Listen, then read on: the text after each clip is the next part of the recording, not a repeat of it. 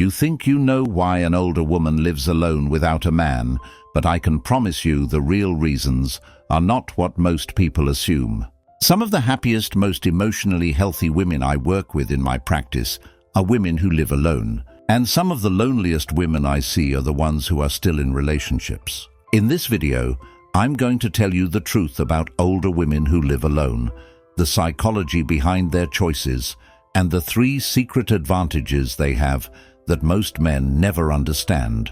I'll also show you the hidden danger that almost no one talks about. A danger that can quietly steal their joy even when they appear strong and independent on the outside. By the end of this video, you'll understand why some women feel safer and more themselves without a man in their home. How to know if your independence is healthy or actually protecting an old wound, and what you must do if you want to enjoy your solitude without slipping into painful loneliness. And there is one specific mistake I see older women make over and over again that turns their independence into self-sabotage. I'll reveal that near the end, so stay with me. I'm a male therapist, and for many years I've sat across from women who raised families, survived betrayals, buried husbands, divorced after decades, or simply decided they were done carrying a man on their back. They come into my office with different stories, but there is a pattern. Once you see this pattern, you will never look at an older woman who lives alone the same way again. In this video, I'm not here to judge your choices. I'm here to explain them. I'm here to help you see your life with more clarity, more compassion, and more power. So, let's start with the biggest misunderstanding people have about women who live alone. Part 1. The shallow assumption. Most people see an older woman living alone and think only in 3 narrow categories. She couldn't get a man, she must be bitter, or she must be terribly lonely. These are shallow assumptions, and they are often completely wrong. I want you to think of a woman I'll call Margaret. She's 68, retired, has her own small apartment, makes her morning tea in silence, and no one is calling her from the next room. Her children are adults. Her phone is quiet. From the outside, someone might label her as alone and sad. Inside, the truth is very different. Margaret told me, "For the first time in my life, my mind is quiet. I don't wake up and immediately brace myself for someone's mood. I sit with my tea and I actually hear my own thoughts." Notice something important here. She is alone, but she is not in pain. That silence is not emptiness to her. It is peace. This is the first truth. Many older women living alone are not running away from love.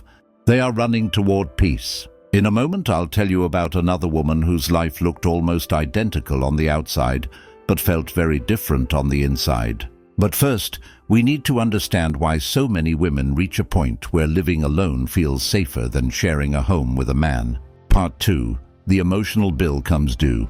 For decades, many women are trained to be caretakers. They manage the emotions of their partners. They carry the household. They soften their opinions.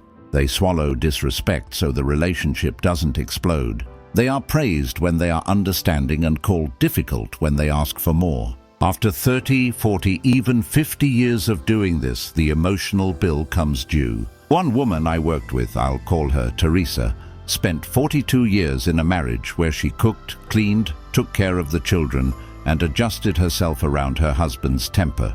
When her children finally moved out, she realized something. Without her role as a mother, there was nothing left in the relationship that truly fed her. She told me, "I felt more alone with him sitting in the next room than I feel now in my small apartment by myself." This is a critical psychological point. Loneliness is not about how many people are in your home. It's about whether you are seen, heard, and valued. Women like Teresa often choose to live alone, not because they hate men, but because they are done sacrificing themselves to keep a man comfortable. Their decision is usually not impulsive. It's the end of a long, painful math equation that finally comes out in favor of themselves. In a minute, I'll talk about the 3 types of older women who live alone, because not every story is like Teresa's. But stay with this first type a little longer, because you might recognize yourself. For this first type, living alone is an act of emotional self-defense and self-respect. It is saying, if the price of companionship is my peace, the price is too high. That is not bitterness. That is wisdom that has been paid for with years of tears. Part 3. The 3 archetypes. Now, not all older women who live alone are the same. In my work, I see 3 broad patterns. As you listen, notice which one sounds most like you, because understanding your type will help you decide what to do with your independence. Type 1. The peacekeeper. This is the woman like Teresa. She has lived through conflict, neglect, or emotional labor that was never shared. Living alone is her way of finally turning down the volume on chaos. She often says things like, "I've done my time," or "I refuse to argue with anyone in my own house." Again, her independence is primarily about removing harm. Her home becomes a safe container where no one raises their voice, no one throws silent treatments, and no one makes her feel small. She may still crave companionship, but not at the cost of her hard-earned peace. Type 2, the late bloomer.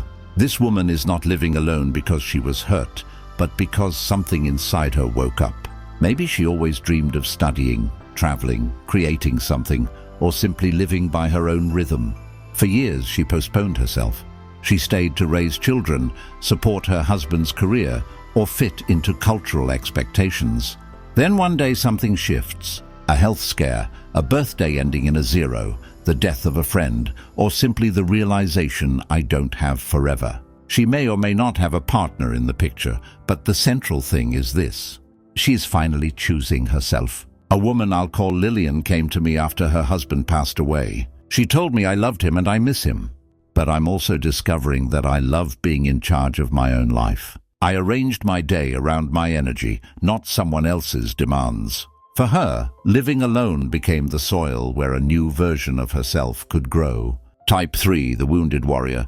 This is the woman whose independence looks strong, but is actually built on old pain. She has been deeply betrayed, perhaps multiple times. She vows never to depend on a man again. She says things like, "I don't need anyone," but underneath there is a part of her that still longs to be safely loved. For the wounded warrior, living alone can become a fortress. She feels powerful because no one can hurt her if no one gets close. The problem is the same walls that keep out pain also keep out genuine connection. In a few minutes, I'm going to explain the hidden danger for this 3rd type and how to know if your independence is actually protecting a wound that still needs healing. That's one of the most important parts of this video, so stay with me. Part 4. Solitude versus loneliness. People confuse solitude with loneliness. Psychologically, they are completely different experiences. Solitude is chosen. It has a purpose. It feels like a deep breath. In solitude, you can hear your own thoughts, reconnect with your body, feel your emotions without interruption. Many older women tell me that living alone allows them to finally listen to their inner voice. Loneliness, on the other hand, is not just being without people. It is being without emotional connection. You can feel lonely in a crowded house, in a marriage, or surrounded by family. A client named Elena once told me, "When my husband was alive, we barely spoke. The TV was on. He was in his chair. I was in the kitchen. I felt invisible. Now I'm alone, but I feel more real to myself than I ever did then." Here is the truth most people miss. An older woman living alone may have less external noise, but more internal connection. She may have fewer people in her house, but more respect for herself. However, solitude can slowly slide into loneliness if one crucial element is missing. I'll explain that element shortly, because if you live alone, this is what will protect your emotional health long term. Before we get there, I want to address one more uncomfortable truth.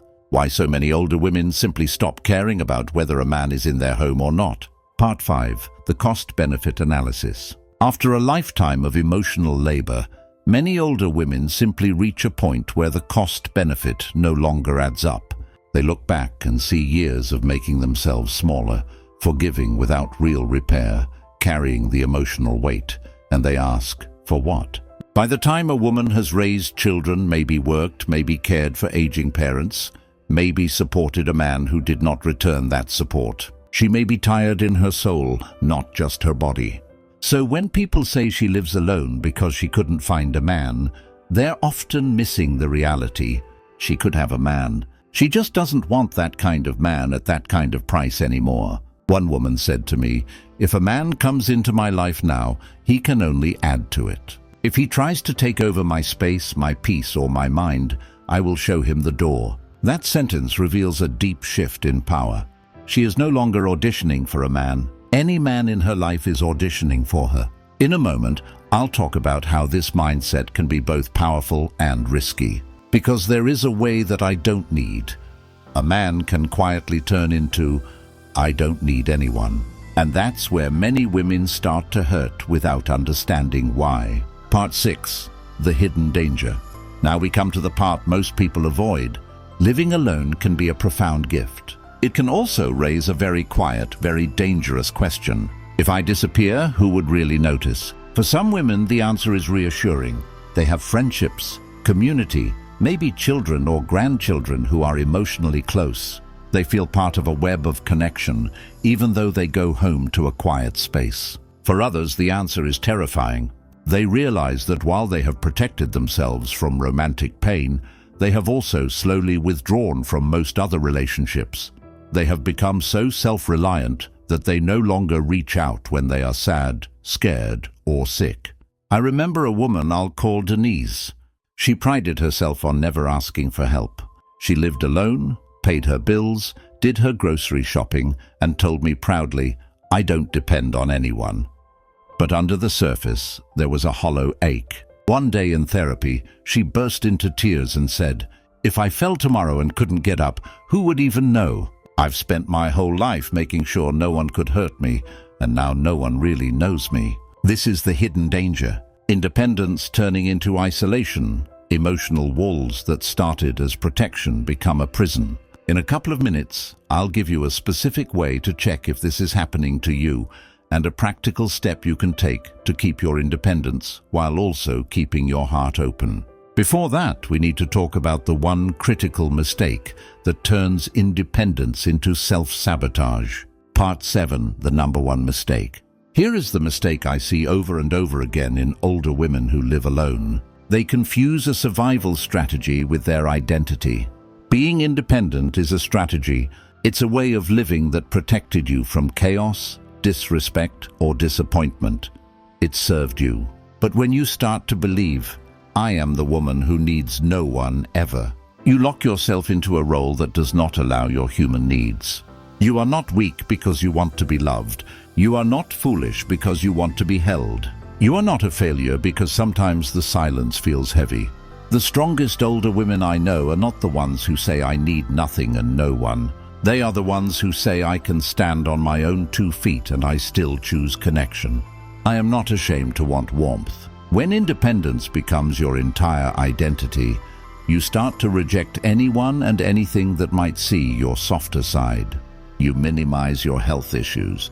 You don't tell anyone when you're emotionally overwhelmed, and you feel almost embarrassed when you crave companionship. The tragedy is that this version of independence keeps you physically safe, but emotionally starved. In a moment, I'll share a simple question you can ask yourself that will show you whether your independence is healthy or whether it's turned into armor. That question can change the way you relate to yourself and to others. Part 8, the health test. Ask yourself this. If there were a man who respected my boundaries, cherished my peace, and honored my individuality, would I still reject the idea of sharing my life with him? If your honest answer is yes, I might be open to that kind of man, then your independence is likely healthy. You're not against connection, you're against mistreatment. You're not against love, you're against losing yourself. If your answer is no, even then I wouldn't allow anyone close, then your independence may be more about protection than freedom. It may be an emotional cast around an old fracture that never fully healed. A woman with healthy independence can say, "I am okay, alone, and I am open to good company." A woman whose independence is a shield says, "I would rather starve than risk being hurt again." If you recognize yourself in that second description, it doesn't mean you've failed. It means a younger part of you, the part that was betrayed, abandoned, or neglected, is still running the show. That part doesn't care how old you are. She only cares that you don't get hurt again. In a few minutes, I'm going to give you a practical exercise to begin talking to that younger part of you, so she doesn't have to control your entire future. First, let's look at the real strengths that many older women living alone have developed, because those strengths are the foundation you can build on. Part 9. The secret advantages. Earlier, I told you I would reveal 3 secret advantages that many older women who live alone have. These are real psychological strengths that often appear in my office. Advantage 1. Radical clarity. Women who live alone by choice often know themselves more clearly than they ever did before. Without constantly adjusting to a man's moods or a family's demands, they learn their own preferences, values, and limits.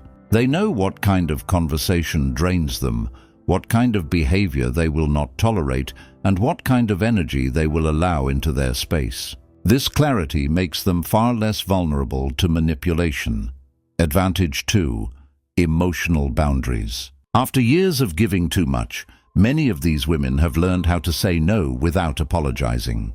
They are less likely to ignore red flags. They have felt the cost of staying too long in unhealthy dynamics, and they are not interested in repeating those lessons.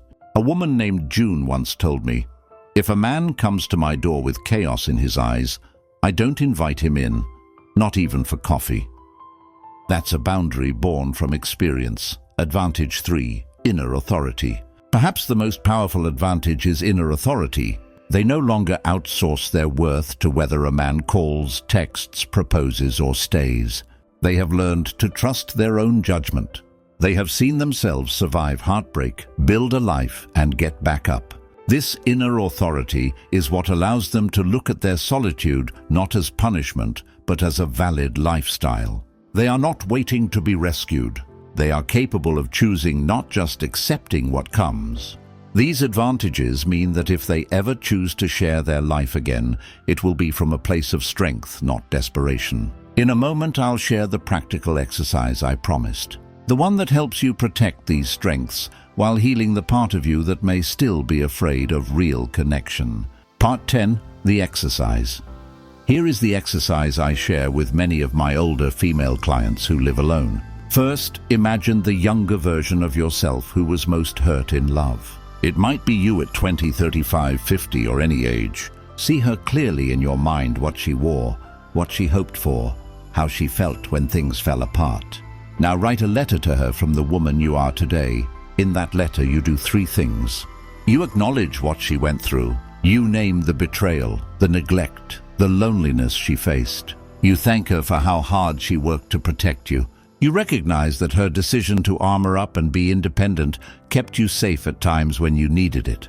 You gently let her know that you, the older, wiser version, are in charge. Now tell her, you don't have to make every decision for me anymore. I can keep us safe without cutting us off from all love. When women actually do this, something powerful happens. Their independence stops feeling like a rigid shield and starts feeling like a choice.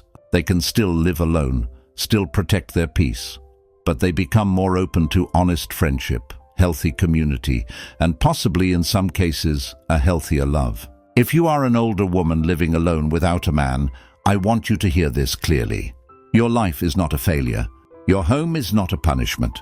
In many cases, it is the first time in your life that the space around you truly belongs to you. The truth about women like you is that you have walked through fire, and you are not interested in walking through it again for the sake of saying you have a man in your house. You have earned your right to peace. At the same time, I don't want your hard-earned independence to turn into a cage. You deserve connection that does not cost you your sanity. You deserve to be known, not just admired for being strong. Remember the key points. Solitude can be nourishing when it's chosen and connected to a life of meaning. Loneliness becomes dangerous when you're too proud or too afraid to reach out. Independence is healthy when it is a choice, not the only way you feel safe. If you recognize that you've been using independence to hide your wounds, it is not too late to heal. Your age does not disqualify you from love, from friendship, or from emotional growth. In many ways, this stage of life is exactly when your deepest wisdom is ready to emerge. You are not invisible just because there is no man sitting on your couch. Your value is not hanging on a ring, a status, or a last name. Your life as it is right now has weight, meaning, and beauty. And if you stay with yourself long enough with honesty and compassion, you will discover that living alone does not mean living unloved. It means you finally get to decide who and what is allowed to share your space, your time, and your heart.